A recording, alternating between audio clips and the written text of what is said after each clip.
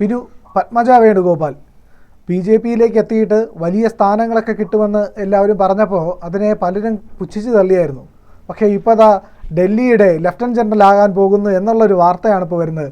പത്മജയ്ക്ക് ഒരു അംഗീകരിക്കപ്പെട്ട് കഴിഞ്ഞു എന്നുള്ള ഇതിൻ്റെ ഒരു ലക്ഷണമല്ലേ ഈ സ്ഥാനം നൽകുന്നത്? തീർച്ചയായും പ്രിയൻ. അതായത് കെ മുരളീധരൻ പോലും അസൂയയോടെ നോക്കിക്കാണുകയാണ്. കാരണം സ്വന്തം സഹോദരി BJP പോയപ്പോൾ ആദ്യം പുള്ളി മുഖം ചുളിച്ചിരുന്നു. എന്നാൽ ഇപ്പോൾ അദ്ദേഹത്തിന് മനസ്സിലായി. കാരണം കോൺഗ്രസിൽ നിന്നിട്ട് അദ്ദേഹത്തെ ഇട്ട് രക്തസാക്ഷിയാക്കി അവിടെ ഇവിടെയെല്ലാം നിർത്തി തോൽപ്പിച്ചു, അവസാനം വെടക്കാക്കി മാറ്റി. പക്ഷേ പത്മജ ആകട്ടെ കൃത്യസമയത്ത് ചാടി ഇപ്പോൾ ഇതാ ഡൽഹിയുടെ ഗവർണറാവാൻ അമിത്ഷാ വിളിപ്പിച്ചിരിക്കുകയാണ്. അതിൻ്റെ തീരുമാനം ഉടൻ വരുമെന്നാണ് നമുക്ക് അറിയാൻ കഴിയുന്നത്.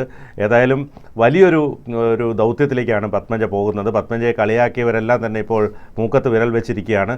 അതോടൊപ്പം തന്നെ പത്മജയെ സംബന്ധിച്ചിടത്തോളം നമുക്കറിയാം, കെ കരുണാകരൻ്റെ തണലിൽ അദ്ദേഹം തൻ്റെ മകനെയും മകളെയും ഉയർത്തിക്കൊണ്ടുവരാൻ വേണ്ടി കൊണ്ടുവന്ന ഒരു നേതൃനിലയിലേക്ക് കൊണ്ടുവന്നതാണ് പത്മജയെ. പക്ഷേ പത്മജ ആദ്യഘട്ടത്തിലൊന്നും കരുണാകരൻ ഉദ്ദേശിച്ച പോലൊരു ഉയരങ്ങളൊന്നും ഉണ്ടാക്കാൻ കഴിഞ്ഞില്ലെങ്കിൽ പോലും പത്മജ എപ്പോഴും കേരള രാഷ്ട്രീയത്തിൽ നിറഞ്ഞു നിന്നിരുന്നു. പത്മജ വരുന്നിടത്തൊക്കെ ആൾ കൂടുമായിരുന്നു. പത്മജയ്ക്ക് എപ്പോഴും ചാനലുകളിലും ഒരു പ്രത്യേക സ്ഥാനങ്ങൾ ഉണ്ടായിരുന്നു. പത്രങ്ങളിലും കോളങ്ങൾ അവർക്കായി മാറ്റിവെക്കുമായിരുന്നു. അപ്പോൾ പത്മജയെ സംബന്ധിച്ചിടത്തോളം പത്മജയ്ക്ക് കിട്ടാവുന്ന ഏറ്റവും മികച്ച ഒരു ഓഫർ തന്നെയാണ് ഇത്. ശശി തരൂരിന് ഒക്കെ ഇനി വലിയ സ്ഥാനങ്ങളാണ് കാത്തിരിക്കുന്നത്. ഏതായാലും പത്മജയെ സംബന്ധിച്ചിടത്തോളം കരുണാകരൻ്റെ മകളായ പത്മജ ഇത്തരത്തിൽ വലിയ ഉയരങ്ങളിലേക്ക് എത്തുന്നു. അതോടൊപ്പം തന്നെ AK ആൻ്റണിയുടെ മകൻ ഇപ്പോൾ BJPയിലുണ്ട്. അദ്ദേഹത്തിനും ഇതുപോലെ സ്ഥാനങ്ങളൊക്കെ കൊടുത്തുകൊണ്ടിരിക്കുകയാണ്. അപ്പോൾ BJPയെ സംബന്ധിച്ചിടത്തോളം BJPക്ക് കോൺഗ്രസിൽ നിന്ന് വരുന്ന നേതാക്കളെ എല്ലാം തന്നെ അവർ കൃത്യമായ സ്ഥലത്ത് പ്ലേസ് ചെയ്യുന്നു എന്നുള്ളതാണ് BJPയുടെ ഏറ്റവും വലിയ പ്രത്യേകത. അതുമാത്രമല്ല ഒരു അസ്വാരസ്യങ്ങളും ഇല്ല. അപ്പോൾ CPMനെ സംബന്ധിച്ചിടത്തോളം നമുക്കറിയാം, ഇപ്പോൾ തോമസ് മാഷൊക്കെ വന്ന് സ്ഥാനങ്ങൾ കൊടുത്തപ്പോൾ അണികൾക്കിടയിലൊക്കെ ഭയങ്കര അതൃപ്തി ഉണ്ടായിട്ടുണ്ട്. അതുപോലെ തന്നെ ഇപ്പോൾ ദേവസ്വം ബോർഡ് പ്രസിഡൻ്റായിട്ടിരിക്കുന്ന പ്രശാന്ത് അടക്കമുള്ള നേതാക്കൾ കോൺഗ്രസിൽ നിന്ന് വന്നവരാണ്. അവർക്കുമൊക്കെ ഇത്തരത്തിൽ ദേവസ്വം ബോർഡ് പ്രസിഡന്റ് സ്ഥാനമൊക്കെ കൊടുത്തപ്പോൾ വലിയ അതൃപ്തി CPMനുള്ളിൽ ഉണ്ടായിട്ടുണ്ട്. പക്ഷേ BJPയെ സംബന്ധിച്ചിടത്തോളം വരുന്നവരെ സ്വീകരിക്കുന്നു. അതിൽ അണികൾക്കൊന്നും വലിയ അതൃപ്തിയില്ല. അതോടൊപ്പം തന്നെ മികച്ച നേതാക്കളാണെങ്കിൽ അവർക്ക് സീറ്റ് പിടിക്കാൻ കഴിയും. നമുക്കറിയാം പത്മജയൊക്കെ സംബന്ധിച്ച് വരികയാണെങ്കിൽ അവിടെ തൃശ്ശൂരൊക്കെ വലിയ സ്വാധീനം ചെലുത്താൻ പത്മജയ്ക്കൊക്കെ കഴിയും. അപ്പോൾ സ്വാഭാവികമായും BJPയെ സംബന്ധിച്ചിടത്തോളം BJPയുടെ ഒരു ഉന്നം എന്ന് പറയുന്നത് കോൺഗ്രസിനെ പതിയെ ഇല്ലാതാക്കുക, കോൺഗ്രസ്സിലുള്ള നല്ല നേതാക്കളെ BJPയിലേക്ക് കൊണ്ടുവരിക എന്നുള്ളൊരു നയമാണ് അവർ ആവിഷ്കരിക്കുന്നത്. ഏതായാലും കെ മുരളീധരനൊക്കെ ശരിക്കും പറഞ്ഞാൽ കോൺഗ്രസിൽ അവഗണന ലഭിക്കുന്ന ഈ സമയത്താണ് പത്മജയ്ക്ക് വലിയ സ്ഥാനമാനങ്ങൾ ലഭിക്കുന്നത്. ഒരുപക്ഷെ പത്മജ എടുത്ത ആ ഒരു തീരുമാനം ആദ്യഘട്ടത്തിൽ എല്ലാവരും വളരെ പുച്ഛത്തോടുകൂടി കണ്ടിരുന്നുവെങ്കിലും, പത്മജയ്ക്ക് സോഷ്യൽ മീഡിയയിലടക്കം നിരവധി ട്രോളുകളൊക്കെ വന്നിരുന്നുവെങ്കിലും പത്മജ കൃത്യമായ രീതിയിൽ തന്നെ അത് ഓപ്പറേറ്റ് ചെയ്തു. ഇപ്പോൾ ആ ഒരു സ്ഥാനത്തേക്ക് എത്തുന്നു. ആർക്കും അസൂയ തോന്നാവുന്ന വിധത്തിലേക്കുള്ള സ്ഥാനത്തേക്കാണ് പത്മജ എത്തിപ്പെടുന്നത്. അതോടൊപ്പം തന്നെ ഇത്തരത്തിൽ ഈ കോൺഗ്രസിൽ നമുക്കറിയാം പലപ്പോഴും ഈ ശശി തരൂരിനെ പോലെ കഴിവുള്ള നേതാക്കളെയൊക്കെ ഒതുക്കുക.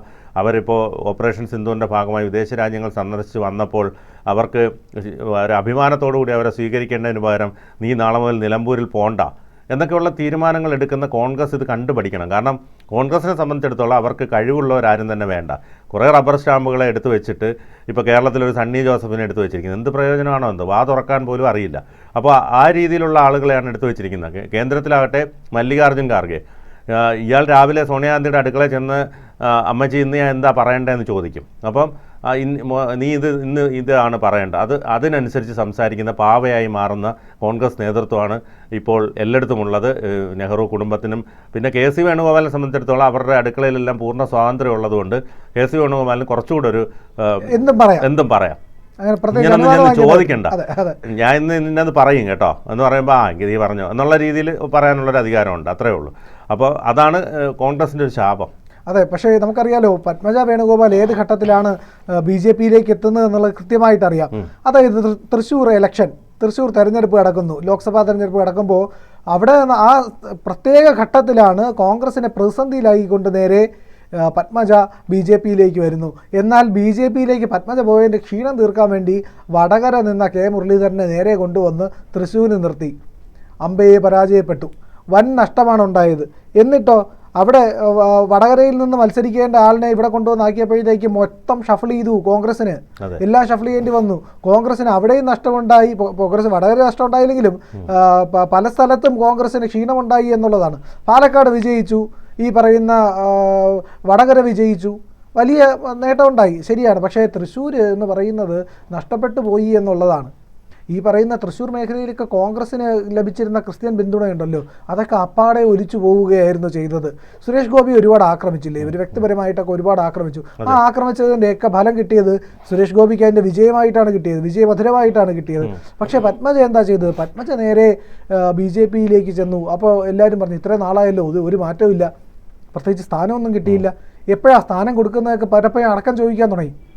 പിന്നെ ഇത് പരസ്യമായിട്ട് ചോദിക്കാൻ തുടങ്ങി, എവിടെ സ്ഥാനം, എവിടെ? പത്മജയെ വിളിച്ചു കൊണ്ടുപോയിട്ടതാ ഒന്നും ഇല്ലാതെ ഇരുത്തിയിരിക്കുന്നു. അബ്ദുള്ള കുട്ടിക്ക് ദേശീയ വൈസ് പ്രസിഡന്റ് സ്ഥാനവും മറ്റു ചില പദവികളും ഒക്കെ കൊടുത്തിട്ടുണ്ടല്ലോ, അതെ, ചുമതലയൊക്കെ നൽകിയിട്ടുണ്ട്. ഇവിടെ പത്മജയ്ക്ക് ഒന്നുമില്ല, പത്മജ അമ്പെ പരാജയപ്പെട്ടു, ഇതാണ് അവിടെ ചെന്ന് കയറിയുള്ള അവസ്ഥ എന്നൊക്കെ പറഞ്ഞുകൊണ്ടിരുന്നവരുടെ അടുത്താണ് ഇപ്പോൾ പത്മജ നേരെ ലഫ്റ്റനന്റ് അതും രാജ്യ തലസ്ഥാനത്ത് എത്ര കീ പോസ്റ്റ് ആണെന്നുള്ള ആലോചിച്ച് നോക്കണം. അതായത് ഈ അമിത്ഷായും മോദി അമിത്ഷായും പിന്നെ അവിടുത്തെ മുഖ്യമന്ത്രിയും കഴിഞ്ഞാൽ മുഖ്യമന്ത്രിയേക്കാൾ മുകളിലുള്ള പോസ്റ്റാണെങ്കിലും അത്രയും തലപ്പൊക്കത്തിലേക്കാണ് എടുത്തു വെച്ചിരിക്കുന്നത് എന്നുള്ളതാണ്. രാജ്യത്തിൻ്റെ തലസ്ഥാനത്തിൻ്റെ ലഫ്റ്റനന്റ് ഗവർണറാക്കുന്ന പോസ്റ്റിലേക്ക് കൊണ്ടുപോവുകയാണ്. കെ മുരളീധരന് കോൺഗ്രസ്സിൽ ആയുഷ്കാലം നിന്നാൽ ഇങ്ങനെ ഒരു സ്ഥാനം കിട്ടുമോ? ഒരിക്കലും. ഇനി കോൺഗ്രസ് ആണ് അധികാരത്തിരിക്കുന്നതെന്ന് വെച്ചോ, എങ്കിൽ കിട്ടുമോ? എങ്കിൽ പോലും ആക്കാൻ സാധ്യതയില്ല. വല്ല ആക്കും.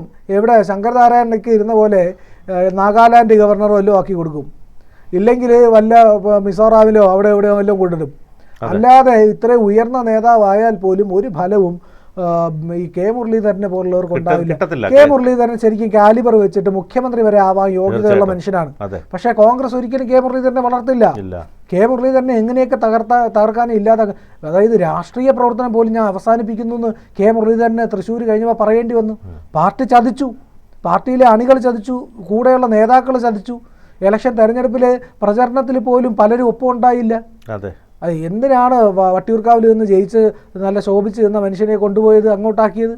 തീർച്ചയായിട്ടും അവിടെ നിർത്തി തോപ്പിച്ചു. അതൊന്നാമത്. അല്ല, ഇതിപ്പോൾ ആദ്യം മുതലേ പുള്ളി ഒരു സുരക്ഷിത മണ്ഡലം ഉണ്ടാക്കി വെച്ചിരുന്നു, വട്ടിയൂർക്കാവ്.